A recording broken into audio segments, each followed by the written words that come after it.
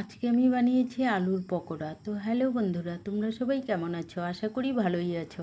আমিও ভালোই আছি। তো প্রথমে আমি আলুগুলোকে ছাল ছাড়িয়ে নিয়েছি, নিয়ে একটা গ্রেটারের সাহায্যে গ্রেট করে নিয়েছি। গ্রেট করে নিয়ে আলুগুলোকে ধুয়ে নিয়েছি।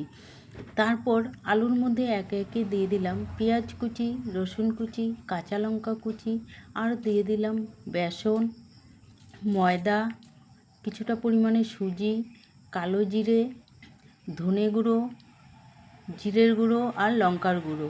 তারপর দিয়ে দিলাম পরিমাণ মতো নুন আর হলুদ। দিয়ে এটাকে আস্তে আস্তে অল্প অল্প করে জল দিয়ে ভালোভাবে মেখে নিয়েছি। মাখা হয়ে গেলে ওদিকে আমি ওভেনের উপর কড়াইটা বসিয়ে দিয়েছি। কড়াইয়ের মধ্যে তেল দিয়ে দিলাম। তেলটা যতক্ষণে গরম হচ্ছে ততক্ষণে আমি এগুলোকে একটু ভালোভাবে মেখে নেব। তারপর এগুলোকে খুব ভালো করে মেখে নিয়েছি, অল্প অল্প করে জল দিয়ে মেখে নিয়ে হাতের সাহায্যে এরকম শেপ তৈরি করে নিয়েছি। তারপর তেলটা গরম হয়ে গেলে এগুলোকে একে একে তেলের মধ্যে দিয়ে দিলাম। তেলের মধ্যে দিয়ে গ্যাসের ফ্লেমটাকে একদম লো করে দিয়েছি, কারণ আমি কাঁচা আলু দিয়েছি। সেই জন্য এগুলো যাতে ভালোভাবে আলুটা যাতে হয়, তার জন্য গ্যাসের ফ্লেমটাকে লো করে খুব ভালোভাবে বেশ কিছু সময় ধরে ভেজে নিয়েছি।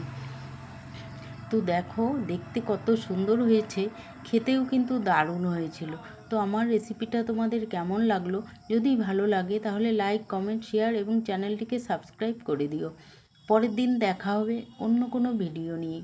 ততক্ষণের জন্য টাটা, সবাই ভালো থেকো।